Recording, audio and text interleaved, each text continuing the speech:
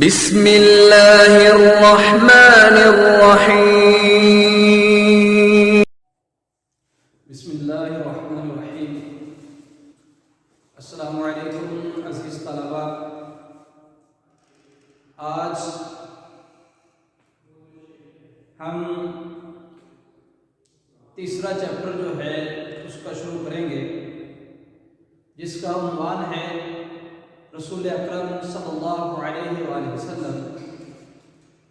تو اس میں ہم دیکھیں گے کہ رسول اکرم صلی اللہ علیہ وآلہ وسلم کو جو لقب اللہ رب العزت کی طرف سے ملا ہے رحمت للعالمین، اس کے اوپر ہم بات کریں گے کہ رسول اکرم صلی اللہ علیہ وآلہ وسلم کس طرح رحمت للعالمین ہے۔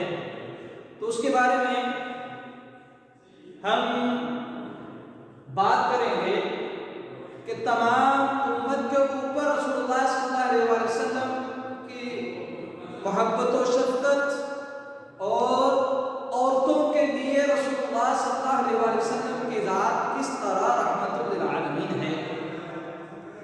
تو اللہ رب العزت نے رسول اللہ صلی اللہ علیہ وآلہ وسلم کے بارے میں ارشاد فرمایا کہ وَمَا أَرْسَلْنَاكَ إِلَّا رَحْمَةً لِلْعَالَمِينَ، کہ اے نبی صلی اللہ علیہ وآلہ وسلم، بے شک ہم نے آپ کو تمام جہانوں کے لیے رحمت بنا کر بھیجا ہے۔ اور آپ صلی اللہ علیہ وآلہ وسلم کی زندگی کے بارے میں اللہ رب العزت فرماتے ہیں لَقَدْ كَانَ لَكُمْ فِي رَسُولِ اللَّهِ أُسْوَةٌ حَسَنَةٌ، کہ بے شک رسول اللہ صلی اللہ علیہ وآلہ وسلم کی زندگی میں تمہارے لیے بہترین نمونہ ہے۔ اسوہ حسنہ کا لغوی معنی کیا ہے؟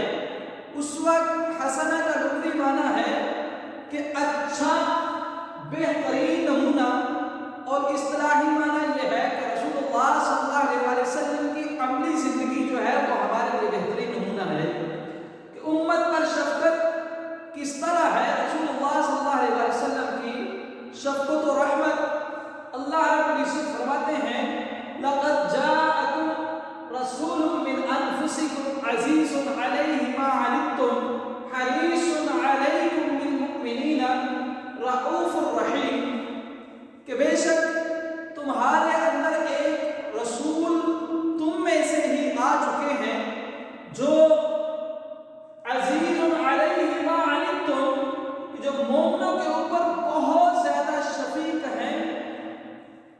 وہ تمہارا دکھ اور تکلیف میں پڑنا ان پر گرا گزرتا ہے، ان کے اوپر بوجھ ہے، ان کے اوپر بھاری ہے۔ وہ تمہاری بھلائی کے بڑے ہی خواہشمند ہیں، وہ مومنوں پر نہایت شفقت کرنے والے اور مہربان ہیں۔ رسول اللہ صلی اللہ علیہ وسلم اپنے صحابہ کا تکلیف میں پڑنا اور پوری امت کا تکلیف میں پڑنا رسول اللہ صلی اللہ علیہ وسلم کو بالکل ہی پسند نہیں۔ رسول اللہ صلی اللہ علیہ وسلم کے بارے میں آتا ہے کہ قیامت کا دن ہوگا کہ تمام لوگ اس وقت نفسا نفسی کے عالم میں ہوں گے اور ہر کوئی نفسا نفسی پکار رہا ہوگا کہ یا اللہ مجھ کو بچا لے، لیکن اچانک ایک آواز جو ہے وہ آئے گی رب امتی، یا اللہ میری امت کو بخش دے۔ تو لوگ اس آواز کی طرف جب لپکیں گے تو پتہ چلے گا کہ وہ رسول اللہ صلی اللہ علیہ وسلم کی آواز ہے۔ تو رسول اللہ صلی اللہ علیہ وسلم کا اس دنیا میں اور آخرت میں امت کا تکلیف میں پڑنا رسول اللہ صلی اللہ علیہ وسلم کو برداشت نہیں۔ تو رسول اللہ صلی اللہ علیہ وسلم نے اپنے پسندیدہ جو اعمال ہیں، عائشہ رضی اللہ تعالی عنہا ارشاد فرماتی ہیں کہ رسول اللہ صلی اللہ علیہ وسلم نے اپنے کئی پسندیدہ عمل جو ہیں وہ امت کی تکلیف کی خاطر ترک کر دیے۔ مثال کے طور پر رسول اللہ صلی اللہ علیہ وسلم نے نماز تراویح صرف اور صرف 3 دن مسجد میں ادا کی، اس کے بعد چھوڑ دی کہ کہیں ایسا نہ ہو کہ یہ امت کے اوپر فرض ہو جائے اور یہ امت کے اوپر بوجھ بن جائے۔ اور اسی طرح مسواک کے حوالے سے رسول اللہ صلی اللہ علیہ وسلم نے ارشاد فرمایا کہ میں اپنی امت کے اوپر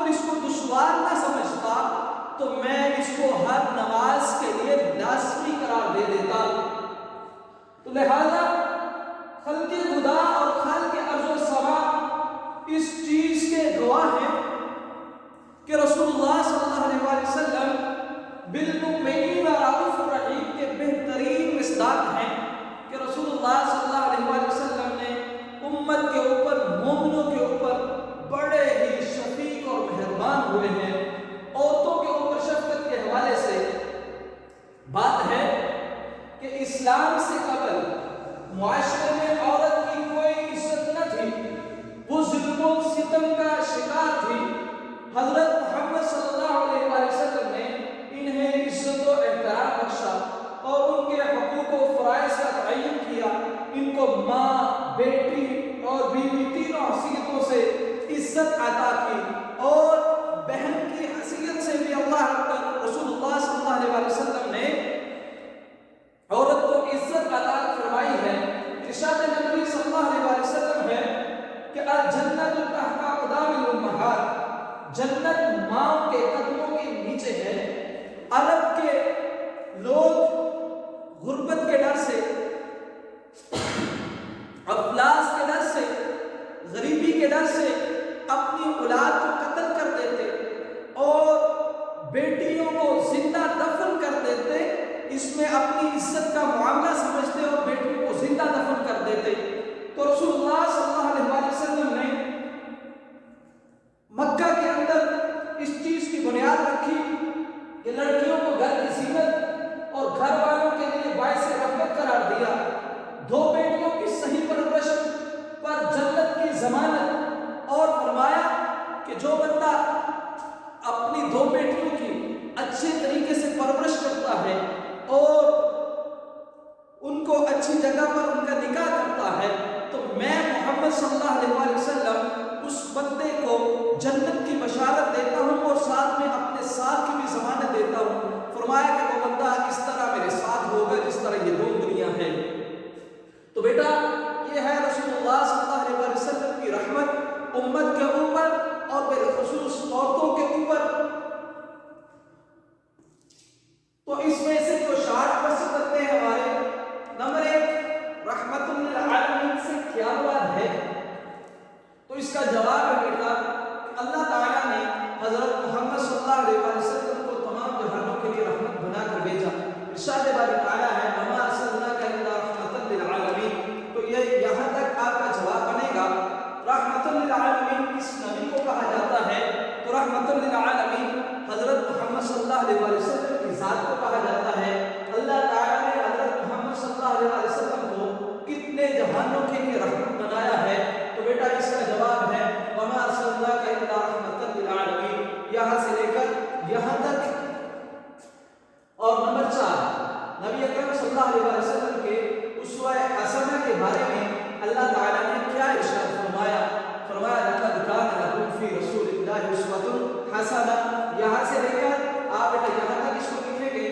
اور نمبر 5 اسوہ حسنہ کا لغوی اور اصطلاحی معنی تحریر کریں تو اسوہ حسنہ کا لغوی معنی بہترین نمونہ اور اصطلاحی معنی ہے رسول اللہ صلی اللہ علیہ وسلم کی عملی زندگی۔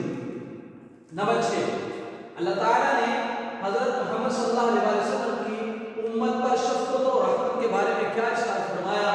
تو اس کا جواب ہے بیٹا یہاں سے لے کر لقد جاءکم رسول من انفسکم عزیز علیہ ما عنتم حریص علیکم بالمؤمنین رؤوف رحیم۔ یہ آیت لکھیں یا پھر اس کا بیٹا ترجمہ لکھ دیں۔ اور نمبر 7 بقول حضرت عائشہ صدیقہ رضی اللہ تعالی عنہ حضور صلی اللہ علیہ وسلم اپنے پسندیدہ عمل کس لیے ترک فرما دیتے تھے؟ تو عائشہ رضی اللہ تعالی عنہ فرماتی ہیں کہ اپنے پسندیدہ عمل کو بھی اس لیے ترک فرما دیتے کہ کہیں وہ عمل امت پر فرض کی حیثیت سے عائد نہ ہو جائے کہ اس سے امت کو تکلیف ہو، مشقت اٹھانی پڑے۔ اور نمبر 8 حضور اکرم صلی اللہ علیہ وسلم نے نماز تراویح کتنے دن مسجد میں ادا فرمائی؟ تو نمبر 8 سوال کا جواب ہے بیٹا کہ نماز تراویح صرف 3 دن مسجد میں ادا فرمائی رسول اللہ صلی اللہ علیہ وسلم نے۔ نمبر 9 نبی اکرم صلی اللہ علیہ وسلم نے مسواک بارے کھڑائی ارشاد فرمایا تو رسول اللہ صلی اللہ علیہ وسلم نے فرمایا اگر امت کو دشواری نہ ہو تو میں مسواک کو انہیں ہر نماز سے پہلے مسواک کرنے کا حکم دیتا، یعنی اپنی امت کو ہر نماز کے ساتھ مسواک کرنے کا حکم دیتا۔ نمبر 10، اسلام سے قبل معاشرے میں عورت کی کیا حیثیت تھی؟ اسلام سے قبل معاشرے میں عورت کی کوئی عزت نہ تھی، وہ ظلم و ستم کا شکار تھی، اس کے کوئی بھی حقوق متعین نہیں تھے۔ نمبر 11، ماں کی عزت کے بارے میں حدیث یا ترجمہ لکھے۔ ماں کی عزت کے بارے میں رسول اللہ صلی اللہ علیہ وسلم فرماتے ہیں الجنت تحت اقدام الامہات، جنت ماؤں کے قدموں کے نیچے ہے۔ نمبر 12، نبی کریم صلی اللہ علیہ وسلم نے عورت پر کس طرح شفقت فرمائی؟ حضرت محمد صلی اللہ علیہ وسلم نے عورتوں کو عزت و احترام بخشا اور ان کے حقوق و فرائض کا تعین کیا، ان کو ماں، بیٹی اور بیوی تینوں حیثیتوں سے عزت عطا کی۔ نمبر 13، درج ذیل حدیث کا ترجمہ لکھیں۔ الجنت تحت اقدام الامہات، جنت ماؤں کے قدموں کے نیچے ہے۔ تو بیٹا اس حدیث کا ترجمہ ہے یہ جنت ماؤں کے قدموں کے نیچے ہے۔ نمبر 14، جنت ماؤں کے قدموں کے نیچے ہے، حدیث مبارکہ سے واضح کریں۔ تو اس کا جواب ہے الجنت تحت اقدام الامہات، یہ والی حدیث آپ یہاں سے لکھ سکتے ہیں اور اس کا ترجمہ ہے جنت ماؤں کے قدموں کے نیچے ہے۔ نمبر 15، نبی کریم صلی اللہ علیہ وسلم کی سیرت بہترین نمونہ ہے، آیت قرآنی سے واضح کریں تو اللہ رب العزت فرماتے ہیں لقد کان لکم فی رسول اللہ اسوۃ حسنہ، ترجمہ بے شک رسول اللہ صلی اللہ علیہ وسلم کی زندگی میں تمہارے لیے بہترین نمونہ ہے۔ تو بیٹا یہ ہے آج کا ٹاپک۔ میں امید کرتا ہوں کہ آپ کو اس کی سمجھ آ گئی ہوگی اور اس کے ریلیٹڈ جتنے بھی شارٹ کوسچن ہیں تقریباً 15 بنتے ہیں وہ میں نے لکھ دیے ہیں۔ تو بیٹا امید کرتا ہوں کہ آپ کو اس کی سمجھ آ گئی ہوگی۔ اللہ رب العزت ہمارا اور آپ کا حامی و ناصر ہو۔ السلام علیکم۔